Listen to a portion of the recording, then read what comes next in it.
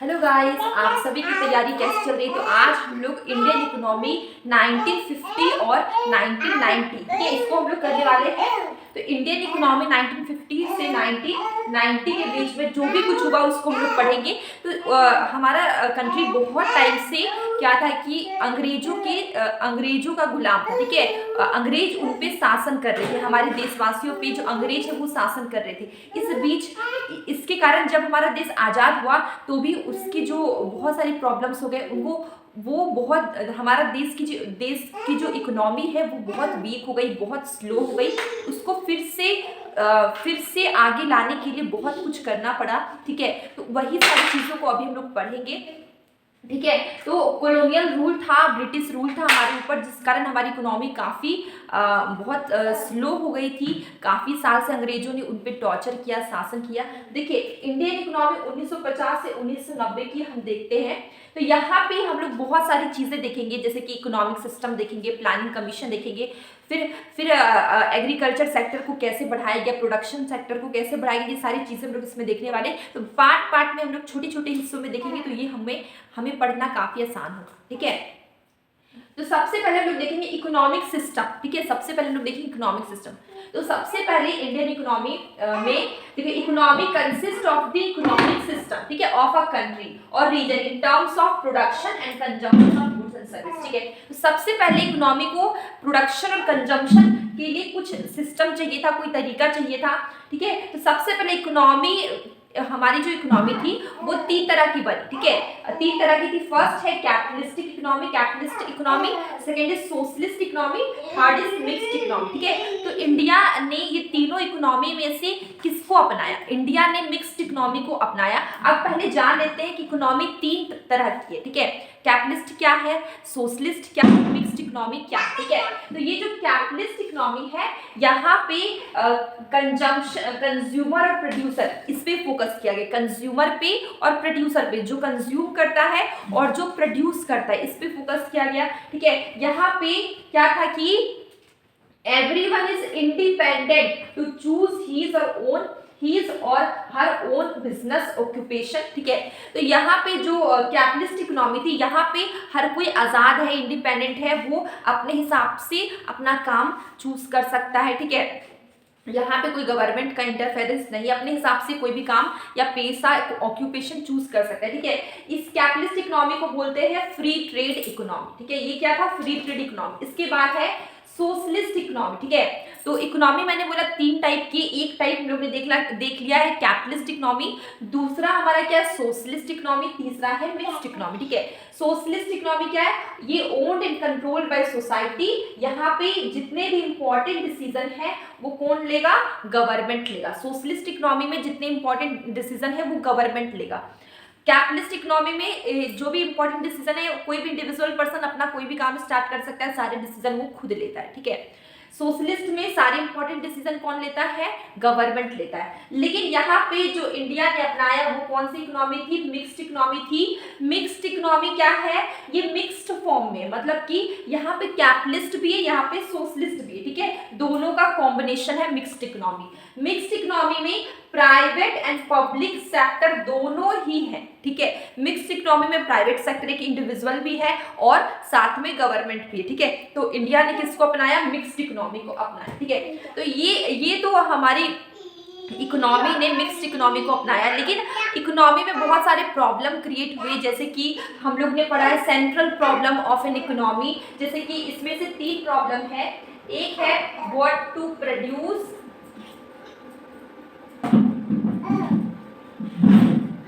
B is how to produce, and C is for whom to produce। ठीक है, तो 3 तरह के प्रॉब्लम क्रिएट हुए, central problem of an economy बोलते हैं। हमें इतना तो क्लियर हो गया कि इंडिया ने मिक्स्ड इकोनॉमी को अपनाया, जिसमें कि 2 तरह के, जिसमें प्राइवेट सेक्टर भी है और साथ में गवर्नमेंट भी है, दोनों है। ठीक है, लेकिन हमारा सबसे शुरुआत में हमारा मकसद क्या था? कि प्रोडक्शन हो, ठीक है, और कंजम्पशन। ठीक है, वो चीज़ें अच्छी से होनी चाहिए। ठीक है, तो यहाँ पे प्रोडक्शन कंजम्पशन के ये इकोनॉमी अपनाने से क्या हुआ कि 3 तरह के प्रॉब्लम हमारे सामने आए।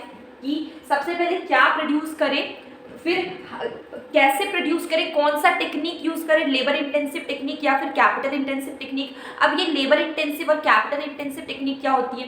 तो लेबर इंटेंसिव टेक्निक जहाँ पे ज्यादा लेबर का यूज होता है और कम कैपिटल का यूज होता है, ठीक है। और कैपिटल इंटेंसिव टेक्निक मतलब जहाँ पे ज्यादा कैपिटल का यूज होता है, कम लेबर का यूज होता है। इसके बाद फिर किसके लिए प्रोड्यूस करें, रिच के लिए करें कि पुअर के लिए करें, तो फॉर होम टू प्रोड्यूस। तो प्रोडक्शन सबसे पहले हमारा मोटिव था प्रोडक्शन और कंजम्पशन, ठीक है। तो इसमें भी 3 तरह के प्रॉब्लम हुए हमारे सामने आए। तो आप लोगों को ये 3 प्रॉब्लम समझ में आ गए। इसके बाद फिर मैं हम लोग और भी डिस्कस करेंगे ये सारी चीज़ें, तो ठीक है। इसके बाद फिर हम लोग ने कुछ प्लानिंग की और हम लोग ने कुछ बनाया, जैसे कि हम लोग ने प्लानिंग कमीशन बनाया, ठीक है, जो कि अभी नीति आयोग है।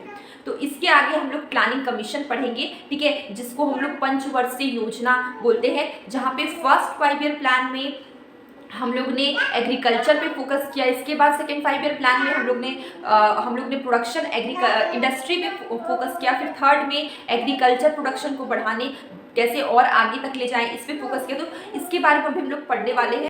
इंडिया ने मिक्स्ड इकोनॉमी अपनाया, ठीक है, और प्लानिंग कमीशन बनाया, प्लानिंग कमीशन का गठन किया। और प्लानिंग कमीशन की जो है इसके 2 तरह के गोल्स थे, एक था शॉर्ट टर्म गोल्स, दूसरा था लॉन्ग टर्म गोल्स, ठीक है। इसको ये जो लॉन्ग टर्म गोल्स है इसको हम लोग बोल सकते हैं ऑब्जेक्टिव्स ऑफ प्लानिंग, ठीक है, ऑब्जेक्टिव्स ऑफ प्लानिंग भी बोलेंगे। और 2 तरह के गोल थे, एक थे शॉर्ट टर्म गोल, दूसरे थे लॉन्ग टर्म गोल, ठीक है। शॉर्ट टर्म गोल करे पंचवर्षीय योजना बनाया गया, ठीक है। फर्स्ट पंचवर्षीय योजना कब बना? 1951, first 5 year plan, first 5 year plan, जो कि 1951 से 1956, ठीक है। ये था आपका फर्स्ट 5 ईयर प्लान, ठीक है। सेकेंड बना था सेकेंड 5 ईयर प्लान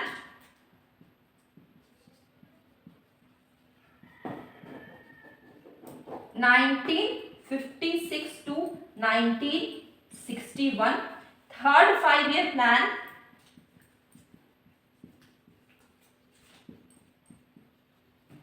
1961 to 1966, ठीक है। तो ये शॉर्ट टर्म गोल्स थे पंचवर्षीय योजना, और एक लॉन्ग टर्म गोल्स था। तो ये जो फर्स्ट 5 ईयर प्लान थे यहाँ पे एग्रीकल्चर पे फोकस किया गया, ठीक है, क्योंकि जब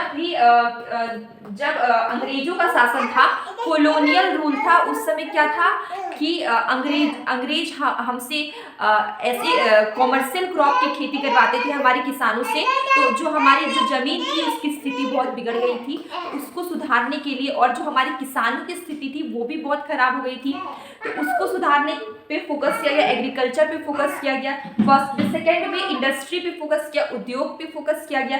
फिर थर्ड में और एग्रीकल्चर को कैसे बढ़ाया जाए, रूरल क्रेडिट कैसे दें, ठीक है। तो ये सब पे न्यू टेक्नोलॉजी ये सब पे फोकस किया गया। तो ये यहाँ पे ये तो सरकार के थे शॉर्ट टर्म गोल्स, 5 वर्ष की योजना, पंचवर्षीय योजना, 5 ईयर प्लान, ठीक है, जो कि अभी आपका चेंज हो गया, अभी आ गया है नीति आयोग, ठीक है। करेंटली अगर हम बात करें तो ये तो हम लोग देख रहे हैं 1950 की बात है ये सारी।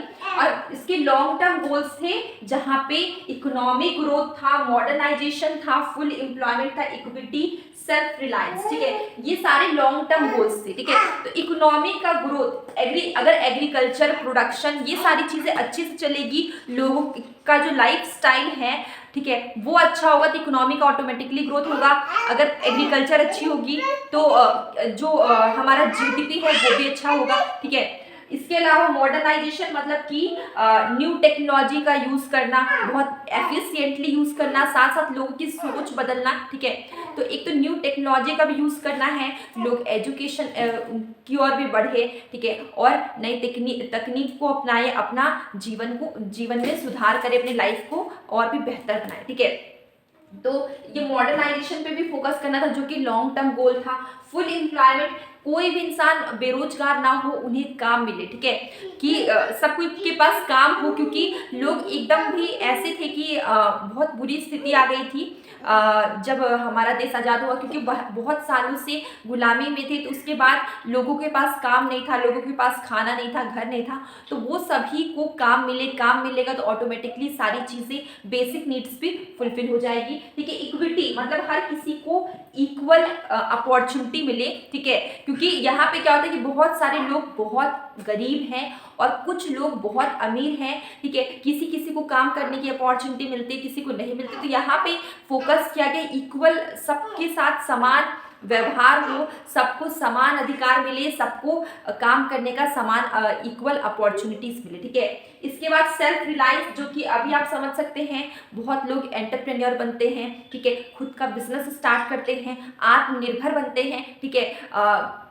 बहुत सारे काम करते हैं। ठीक है, अपना न्यू सेटअप रेडी करते, न्यू मतलब अपना कुछ नया काम करते, खुद के बलबूते पे, खुद उसके मालिक हैं। ठीक है, तो वो होता है सेल्फ रिलायंस। ठीक है, आत्मनिर्भर बनना, तो उसको बोलते हैं सेल्फ रिलायंस। तो ये कुछ गोल्स थे मिक्स्ड इकोनॉमी, इंडिया ने अपनाया मिक्स्ड इकोनॉमी, और उसी के लॉन्ग टर्म गोल्स बोल सकते हैं प्लानिंग कमीशन के। ये जो प्लानिंग कमीशन का गठन हुआ, प्लानिंग कमीशन की लॉन्ग टर्म गोल्स में ये 5 गोल्स थे, जिसमें कि सारे लोगों को आत्मनिर्भर बनाना है, मतलब खुद से काम करे, खुद से अपना नया व्यवसाय स्टार्ट करे, अपने पैरों पे खड़े रहे। ठीक है, और अपना व्यवसाय चलाएं, तो सेल्फ डिपेंडेंट बने, सेल्फ रिलायंट बने। तो यहाँ पे क्या था कि आत्मनिर्भर बनाना था, किसी पे डिपेंडेंट नहीं होना है, सबको इक्वल अपॉर्चुनिटीज देना था, इक्विटी, सबके पास काम हो। ठीक है, सबके पास रोजगार हो, न्यू टेक्नोलॉजी का यूज करें, और हमारी इकोनॉमी का ग्रोथ हो, जीडीपी बढ़े। तो ये कुछ लॉन्ग टर्म गोल्स थे, और इधर हम लोग पढ़ेंगे शॉर्ट टर्म गोल्स। ठीक है, तो इसको हम लोग अभी और भी डीपली पढ़ने वाले हैं, साथ में हम लोग इसके आगे और भी चीजें पढ़ेंगे कि एग्रीकल्चर में क्या क्या बदलाव आए 1951 to 56 में, और इंडस्ट्री में क्या चेंजेस आए, क्या कौन कौन से किस तरीके से प्रॉब्लम क्रिएट हुआ। ठीक है, अभी देखिए हम लोग एग्रीकल्चर देखेंगे, मतलब कि फर्स्ट हमारा पंचवर्षीय योजना, फर्स्ट 5 ईयर प्लान में सबसे मेन फोकस उनका था एग्रीकल्चर पे, क्योंकि जब कॉलोनियल पीरियड था, कॉलोनियल रूल था हमारे ऊपर, तो जो किसानों की जो दशा थी वो बहुत खराब हो गई थी। ठीक है, तो उनको सुधारना बहुत ज़रूरी था, और हमारे जो एग्रीकल्चर सेक्टर को सुधारना बहुत ज़रूरी था। ठीक है, क्योंकि एग्रीकल्चर सेक्टर का हमारे नेशनल इनकम पे बहुत बड़ा योगदान था उस समय। ठीक है, तो देखिए यहाँ पे सबसे पहले एग्रीकल्चर को ठीक करने के लिए जो जमीन की जो स्थिति है, जमीनों का बहुत बुरा हाल हुआ था, क्योंकि जमीन पहले जब कॉलोनियल रूल था उस समय कॉमर्शियल क्रॉप का प्रोडक्शन करने के लिए, ठीक है, बहुत ज़्यादा फोर्स किया जाता था किसान को, और ज़मीन की स्थिति बहुत खराब हो गई थी। तो वो जो ज़मीन को ठीक करना, ठीक है, ज़मीन पे सुधार करना, ये सबसे गोल बन गया था। मतलब एग्रीकल्चर का एक गोल, सबसे पहला गोल यही बना कि लैंड को ठीक करना, जो हमारी ज़मीन की जो स्थिति है वो खराब हो गई थी, ज़मीन की स्थिति को सुधारना। ठीक है, तो इसको हम लोग बोलते हैं लैंड रिफॉर्म। ठीक है, तो हमारा सबसे पहले क्या आया एग्रीकल्चर में, ठीक है, first 5 year plan, first 5 year plan जो कि 1951 to 1956 में था। सबसे पहले फोकस किया गया लैंड रिफॉर्म में। ठीक है, किस पे? लैंड रिफॉर्म में। ठीक है, जो कि जमीन की स्थिति सुधारना बहुत जरूरी था। अगर जमीन की स्थिति सुधरेगी तो हमारा प्रोडक्शन होगा, मतलब जो भी खेती होगा वो अपने आप अच्छा होगा। ठीक है, तो इसके लिए लैंड रिफॉर्म को इंट्रोड्यूस किया गया। ठीक है, use of high yielding variety seeds. ठीक है, हाई यील्डिंग वेराइटी सीड का यूज किया गया, इरिगेशन फैसिलिटी, वाटर सप्लाई, ये सब पे पूरा फोकस किया गया। ठीक है, और फर्टिलाइजर, पेस्टिसाइड, ये सारी चीजें आई जो कि हमारी जो एग्रीकल्चर है उसको एकदम मतलब उसको पहले बहुत बेहतर बनाने के लिए, क्योंकि उसकी स्थिति थोड़ी सी खराब हो गई थी। तो देखिए सबसे पहले 3 नीड फॉर लैंड रिफॉर्म्स। ठीक है, तो लैंड रिफॉर्म्स थी, इसकी जरूरत थी। तो लैंड रिफॉर्म्स भी आपके 3 तरीके से हुए। ठीक है, जमीनों का सुधार, सबसे पहले क्या हुआ, अबॉलिशन ऑफ इंटरमीडिएरीज, मतलब कि पहले क्या था, लैंड रेवेन्यू सिस्टम था, जमींदारी सिस्टम था।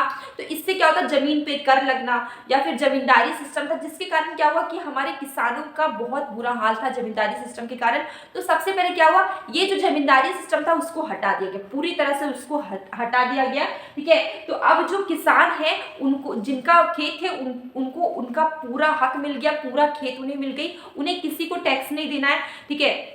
तो ये जो लैंड रेवेन्यू सिस्टम था, जमींदारी सिस्टम, उसको पूरी तरीके से हटा दिया गया। अब किसान को उसका हक मिला, उनका किसान को उनके खेतों का मालिक बना दिया गया, ठीक है। तो अब उनको किसी के नीचे, किसी का गुलाम बनने की जरूरत नहीं थी। इसके बाद आया कंसोलिडेशन ऑफ होल्डिंग्स, ठीक है।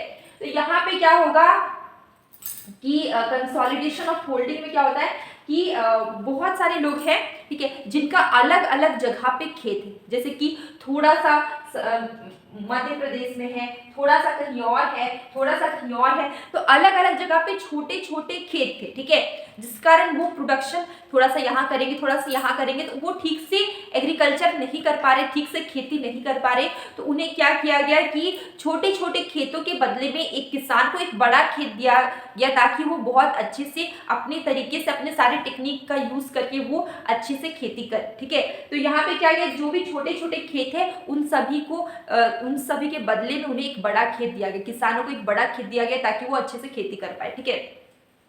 सीलिंग ऑन लैंड होल्डिंग क्या है, यहाँ पे लैंड को सील किया जाता है, मतलब क्या होगा, जैसे कि कोई किसान है जिनके पास बहुत ज्यादा खेत है, ठीक है, बहुत ज्यादा खेत है, और कोई किसान है, यहाँ पे सपोज कर लीजिए एक किसान है, ठीक है, जिसके पास बहुत बड़ा जमीन है, और यहाँ पे एक किसान है जिसके पास बिल्कुल भी जमीन नहीं, ठीक है। तो जो गवर्नमेंट होगी, जो वो क्या करेगी कि ये जो फार्मर है, ठीक है, इसके पास बहुत बड़ा खेत, इसके पास कोई भी खेत नहीं, तो वो क्या करेगी, इससे लेके वो इसको दे देगी, ठीक है, या फिर ऐसे किसान को दे देगी जिनके पास थोड़ा होगा, मतलब एक लिमिट तय किया गया कि एक इंसान के पास इतना खेत होना चाहिए, उस दूसरे इंसान के पास मतलब इतना होना चाहिए, ठीक है। उससे ज्यादा अगर किसी के पास है तो उस जमीन को लेके वो ऐसे किसान को दे देगी जिनके पास नहीं है, या फिर जो लिमिट बना है उससे कम है, ठीक है। तो ये क्या, सीलिंग और लैंड होल्डिंग। तो ये 3 तरीके थे लैंड रिफॉर्म के, ठीक है, ये 3 तरीके थे लैंड रिफॉर्म के जो कि हम लोग ने देखे। तो देखिए एग्रीकल्चर में इसके अलावा एक और चीज आई, कोऑपरेटिव फार्मिंग, मैंने यहाँ पे लिखा नहीं है। कोऑपरेटिव फार्मिंग वो क्या होता है, कोऑपरेटिव फार्मिंग, देखिए यहाँ पे क्या होता है कि किसान है, बहुत सारे किसान वो मिल के क्या करेंगे, बीज खरीदेंगे, मिल के अपने जो खेतों के लिए जो जरूरी सामान है वो एक साथ मिल के खरीदेंगे, जिससे कि उन्हें क्या होगा, थोड़ा सा प्रॉफिट होगा, उन्हें कम दामों पे वो सारे सामान मिल जाएंगे जो कि उनको खेती के लिए जरूरत की है। तो कोऑपरेटिव फार्मिंग यही कि जैसे एक किसान, जैसे कि 20 किसान है, एक साथ मिलके अगर अपने खेतों के जरूरी सामान खरीदते हैं तो उन्हें उसमें क्या होगा कि वो इकट्ठा एक जगह खरीद रहे हैं, तो वो ज्यादा क्वांटिटी में खरीद रहे, जब वो ज्यादा क्वांटिटी में खरीद रहे तो वो जो सामान है, बीज है, खाद है, वो उनको क्या होगा, बीज खाद ये सब उनको थोड़े कम दाम में, सस्ते दरों में मिल जाएगी, ठीक है। इसके बाद हम लोग यहाँ पे आते हैं ग्रीन रिवॉल्यूशन, ठीक है। एग्रीकल्चर के बारे में तो हम लोग ने थोड़ा सा देख लिया, हम देखते हैं ग्रीन रिवॉल्यूशन। देखिए हमारे किसानों की दशा बहुत बुरी थी कॉलोनियल रूल में, तो ग्रीन रिवॉल्यूशन आया। ग्रीन रिवॉल्यूशन ये सब मतलब जो पिंजरे में बंद थे उनको बाहर निकालने का एक बहुत एक तरीका समझ लीजिए। जो किसान जिनकी बुरी स्थिति थी उनको थोड़ा सा हेल्प हुआ, बहुत ज़्यादा हेल्प हुआ। वो अब किसान बहुत पहले से काफ़ी सुधार हो गया उनकी स्थिति, उन्हें क्रेडिट्स भी मिलने लगे, जैसे रूरल क्रेडिट उधार किसानों के लिए, खेती के लिए सिंचाई की इरिगेशन की फैसिलिटी होनी चाहिए, उन्हें बहुत सारे सामान खरीदने होते हैं खेत फसल उगाने के, तो उनको उधार चाहिए होता है, रूरल उन्हें एग्रीकल्चर क्रेडिट चाहिए होता है। तो ये उन्हें उनकी जो खेत में जो फसलें उगती हैं उनको वेयर हाउसिंग चाहिए होता है, फिर वो स्टॉक में रहे। उसके अलावा उन्हें उनकी जो फसल है उनको खेतों से मार्केट तक पहुंचाना भी एक काम होता है, तो बहुत सारी चीज़ें होती है। तो ग्रीन रिवॉल्यूशन आया, उनसे इससे क्या हुआ कि किसानों को बहुत ज़्यादा हेल्प हुई। तो देखिए हम लोग कैसे हेल्प हुई, हम लोग इसको देखते हैं। देखिए जो ये जो ग्रीन रिवॉल्यूशन है ये क्या है, stagnation in agriculture was broken by the green revolution. ठीक है, जो एग्रीकल्चर सेक्टर है जो एक मतलब बहुत बुरी स्थिति में थी, उसको वो उसकी स्थिति में सुधार करने का एक तरीका हम बोल सकते हैं ये है, it refers to sustained increase in production of food grains. ठीक है, तो ये बहुत सस्टेन तरीके से फूड ग्रेन का प्रोडक्शन यहाँ पे बढ़ेगा।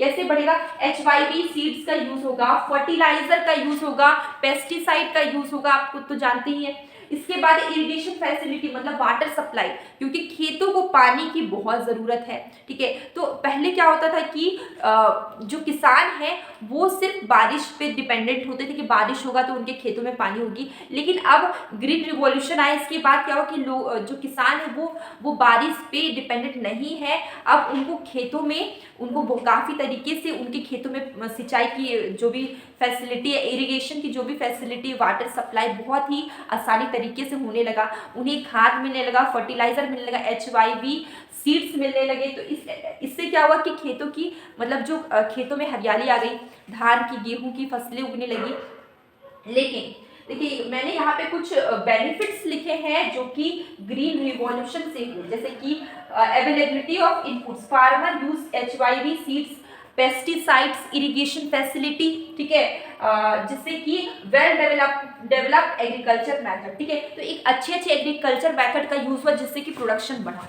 इसके अलावा मिनिमम सपोर्ट प्राइस। ठीक है, जैसे कि क्या होता है कि किसानों को काफी नुकसान होता है, जैसे कि वो फसलें उगाते हैं लेकिन वो फसलों के उन्हें उतने दाम नहीं मिलते हैं जितने कि उन्हें मिलना चाहिए। तो सरकार ने एक मिनिमम प्राइस रखा जिससे कि किसान को नुकसान ना हो, किसान को नुकसान से बचाने के लिए उन्हें उनके फसलों के सही दाम मिले, इसलिए उन्होंने मिनिमम सपोर्ट प्राइस रखा। ठीक है, इसके बाद क्रेडिट फैसिलिटी। ठीक है, तो देखिए यहाँ पे क्या था कि किसान को खेती करने के लिए क्रेडिट बहुत ज़रूरी है, उन्हें हर चीज़ के लिए पैसे चाहिए होती है, खाद होती है, बीज होते हैं, बहुत सारी चीज़ों के लिए पैसे चाहिए होती है। तो ये जो रूरल एरिया में किसान को पहले क्या था कि किसान अपने रिश्तेदारों से या फ्रेंड्स से, साहूकार से, ठीक है, इन सभी से उधार लेते थे, लेकिन बैंक ने, कोऑपरेटिव बैंक, बहुत सारे रीजनल रूरल बैंक्स हैं, नाबार्ड आया,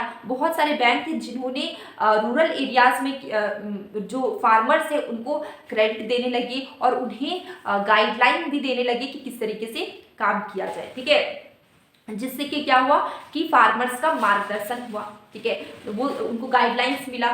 तो इससे ये तो आपके ग्रीन रिवॉल्यूशन के फायदे थे। इसके अलावा यहाँ पे क्या हुआ कि जो खेती होती है, ठीक है, तो फसल उगते हैं, फसल को खेतों से, ठीक है, खेतों से मार्केट तक पहुंचाने का भी सरकार ने हेल्प किया, रेगुलेटेड मार्केट बनाए जिससे कि किसान अपनी फसलों को बहुत अच्छे से खेतों तक पहुंचा सके, बफर स्टॉक मतलब कि वेयर हाउसिंग की भी पूरी तैयारी की ताकि जो फसलें हैं वो उपजा तो लेते थे लेकिन उन्हें स्टोर करके नहीं रख पाते थे। ठीक है, वेयर हाउसिंग की फैसिलिटी नहीं होती जिस कारण बहुत सारी चीज़ें खराब हो जाती थी। ठीक है, और नुकसान हो जाता था किसानों को। तो गवर्नमेंट ने उसकी भी पूरी व्यवस्था की कि जो किसान जो भी फसल उगाए वो बहुत अच्छे से स्टोर करके रख पाए। और इसके अलावा उनकी फसलें क्या हुई कि खेतों से मार्केट तक भी जाने का उन्होंने बहुत सारे उपाय, रेगुलेटेड मार्केट, जो कि मैंने इससे पहले ही रूरल डेवलपमेंट में मैंने पढ़ाया था कि बहुत सारी बहुत सारे मेथड्स अपनाए जिससे कि उनकी जो खेतों की जो फसल है वो आराम से ट्रांसपोर्टेशन करके आराम से वो मार्केट तक पहुंच जाए। ठीक है, तो ये तो हम लोग ने पढ़ा एग्रीकल्चर। ठीक है, इसके बाद एक है इंडस्ट्री। एग्रीकल्चर में हम लोग ने बहुत कुछ पढ़ा, बहुत सिंपल वे में पढ़ा। ठीक है, इसके बाद हम लोग ने ये थोड़ी सी हम लोग ने एग्रीकल्चर में पढ़े। इसके अलावा ग्रीन रिवॉल्यूशन की बात करें, इसके अलावा आप गवर्नमेंट ने बहुत सारी स्कीम्स भी निकाले हैं जिससे कि जो किसानों को हेल्प मिले। तो उसके आगे हम लोग देखेंगे इंडस्ट्री सेक्टर को। ठीक है, इंडस्ट्री एंड ट्रेड सेक्टर को, जहाँ पे क्या है कि इस समय क्या था कि हमारा जो कंट्री है वो अंडर डेवलप्ड था, बैकवर्ड था, और इंडस्ट्री पूरे प्राइवेट सेक्टर को सौंप दी गई थी। तो अभी क्या होगा, कुछ चेंजेस आएगी, ठीक है। तो सेकेंड 5 ईयर प्लान में इंडस्ट्री सेक्टर में बहुत सारे चेंजेस आए। तो वहाँ पे एक पॉलिसी आई, ठीक है, इंडस्ट्रियल पॉलिसी रिजोल्यूशन, जिसको हम लोग IPR भी बोलते हैं, जो कि 1956 में आया। फर्स्ट 5 ईयर प्लान में एग्रीकल्चर में फोकस किया गया था, जो कि 1951 टू 1956, ठीक है। 56 से 61, 1956 से 1961 में इंडस्ट्री सेक्टर को फोकस किया गया, ठीक है। तो उसमें एक इंडस्ट्रियल पॉलिसी रिजोल्यूशन आया IPR 1956 में। देखिए यहाँ पे क्या होगा कि expansion of public sector development, ठीक है। तो अब क्या होगा, एक्सपेंशन होगा पब्लिक सेक्टर डेवलपमेंट का, heavy and machine building industries ownership and control of the private sector and establishing the cooperative sector. तो यहाँ पे देखिए पहले से अभी में काफ़ी बदलाव हुआ है। अभी क्या होगा कि डेवलपमेंट होगा हैवी मशीन का, बिल्डिंग का, इंडस्ट्रीज का, ओनरशिप एंड कंट्रोल किसके हाथ में जाएगा, प्राइवेट सेक्टर, एंड एस्टैब्लिश करेंगे नया एक कोऑपरेटिव सेक्टर, ठीक है। इसके अंदर 3 कैटेगरी में इसको IPR को 3 कैटेगरी में बांटा गया, ठीक है। फर्स्ट कैटेगरी है जहां पे 17 इंडस्ट्री कहाँ पे आएंगे, 17 इंडस्ट्रीज गवर्नमेंट ने अपने अंडर लिया, मतलब पब्लिक सेक्टर के अंदर लिया, ठीक है। कैटेगरी 2 में 12 इंडस्ट्रीज प्रोग्रेसिवली स्टेट को दिया, ठीक है, स्टेट ओन्ड। इसके बाद फिर कैटेगरी 3 में industries not included in category 1 and category 2, ठीक है। जो इंडस्ट्रीज ना कैटेगरी 1 में आ रही है, जो कि 17 इंडस्ट्री से बाहर है, जो कि पब्लिक सेक्टर में है, जो गवर्नमेंट सेक्टर में, वो 17 इंडस्ट्री को छोड़ के, और जो 12 इंडस्ट्री जो स्टेट ओन है, ठीक है, उनको छोड़ के जो बच गई, ठीक है, उसको प्राइवेट सेक्टर को दे दिया गया। मतलब 17 जो गवर्नमेंट के अंदर में था उसको छोड़ के 12 जो स्टेट के अंदर में था उसको छोड़ के जो इंडस्ट्रीज बच गई वो किसको दे दिया, प्राइवेट सेक्टर को दे दिया, ठीक है। तो यहाँ पे मैंने लिखा industries not included in category 1, जो कैटेगरी 1 और कैटेगरी 2 में नहीं आ रहा है उसको किसको दे दिया गया, प्राइवेट सेक्टर को दे दिया गया। ये जो IPR है इसका मोटिव क्या था, IPR का मोटिव था प्रमोट करना इंडस्ट्रियलाइजेशन, ठीक है, उद्योग को बढ़ाना, और साथ ही बैकवर्ड रीजन्स को, यहाँ पे देखिए जो इंडस्ट्री बनती थी वो बैकवर्ड, अगर कंट्री में बैकवर्ड एरियाज में बनेगी, रूरल एरियाज में बनेगी, तो सरकार उसको, जो इंसान बैकवर्ड एरियाज में इंडस्ट्रीज बनाते उनको सरकार क्या करती थी कि हेल्प करती थी, ठीक है, और वो प्रमोट करती थी कि रूरल एरियाज में जाके इंडस्ट्री सेटअप करो, ठीक है। तो यहाँ पे क्या बोला गया कि टू प्रमोट इंडस्ट्रियलाइजेशन को प्रमोट किया गया बैकवर्ड रीजन्स में फॉर डिक्रीज रीजनल इनइक्वालिटीज। जो रीजनल इनइक्वालिटीज है उसको कम करने के लिए सरकार ने बोला कि जो रूरल एरियाज है, बैकवर्ड एरियाज हैं, वहाँ पे जाके इंडस्ट्री बनाओ, ठीक है। इसके बाद स्मॉल स्केल इंडस्ट्री का इंडस्ट्री आई थी कि स्मॉल स्केल इंडस्ट्रीज में स्टार्टिंग उस समय जो इन्वेस्टमेंट करते थे वो 5 लाख तक का करते थे, लेकिन अब उस 5 लाख की इन्वेस्टमेंट को अभी रिसेंटली 5 करोड़ तक कर दिया गया है। तो उस समय 5 लाख की लागत में स्मॉल स्केल इंडस्ट्रीज का गठन हुआ, ठीक है। स्मॉल स्केल इंडस्ट्रीज उस समय आई जहाँ पे बहुत सारे रूरल एरियाज में छोटे छोटे उद्योगपति थोड़े कम पैसे में स्मॉल स्केल इंडस्ट्रीज करते थे, ठीक है। छोटे छोटे जो मजदूर है सब मिलके अपना एक छोटा सा बिजनेस स्टार्ट करते थे, ठीक है। तो वो है स्मॉल स्केल इंडस्ट्रीज। इसके बाद फिर क्या आई, ट्रेड पॉलिसी आई, ट्रेड पॉलिसी इंपोर्ट सब्स्टिट्यूशन, ठीक है। यहाँ पे क्या होगा कि ये जो ट्रेड पॉलिसी इंपोर्ट सब्स्टिट्यूशन है ये consider and inward looking trade policy. ये क्या है, इनवर्ड लुकिंग ट्रेड पॉलिसी है। इसको क्यों बोला गया इनवर्ड लुकिंग ट्रेड पॉलिसी, क्योंकि ये डिस्करेज करती है import of goods and service को। ये क्या करती है कि जो हम लोग दूसरे कंट्री से गुड्स एंड सर्विस को इंपोर्ट करते हैं उसको क्या करती है कि डिस्करेज करती है, ठीक है। बोलती है कि दूसरे कंट्री से इंपोर्ट मत करो, कम करो, ठीक है। ये क्या कर रही थी, डिक्रीज कर रही थी dependency of foreign goods and service, ठीक है। तो जब आप दूसरे कंट्री से इंपोर्ट नहीं कर रहे हैं तो आप दूसरे कंट्री पे डिपेंडेंट नहीं है, जो आपको ज़रूरत की चीज़ें वो खुद से आप बना ले रहे हैं। तो ये डिपेंडेंसी को कम कर रही थी, फॉरेन गुड्स पे जो हम लोग डिपेंडेंट है उसको वो कम कर रही थी ये, ठीक है। इसके बाद क्या है, ये इम्पोज करती है domestic producer were protected by imposing tariff, ठीक है। डोमेस्टिक प्रोड्यूसर को प्रोटेक्ट करने के लिए टैरिफ इम्पोज किया गया, ठीक है। कोटास इम्पोज किया गया इम्पोर्टेड गुड्स में, जो दूसरे कंट्री से, फॉरेन कंट्री से गुड्स आते थे, ठीक है। तो उन पे क्या लगाया गया, टैरिफ लगाया गया, कोटास लगाया गया, ठीक है। ये क्यों किया गया, डोमेस्टिक प्रोड्यूसर को प्रोटेक्ट करने के लिए। तो ये टैरिफ क्या है, टैरिफ आपका है, टैरिफ आर टैक्स, टैरिफ क्या है, टैक्स है जो कि इंपोर्टेड गुड्स पे लगाया जाता है। टैरिफ क्या है, टैक्स है जो कि इंपोर्टेड गुड्स पे लगाया जाता है। और कोटा क्या है, कोटा मतलब कि एक स्पेसिफाइड क्वांटिटी, ठीक है, एक क्वांटिटी तय की गई कि इससे ज्यादा इंपोर्ट नहीं करना है, एक लिमिट बनाया गया, ठीक है।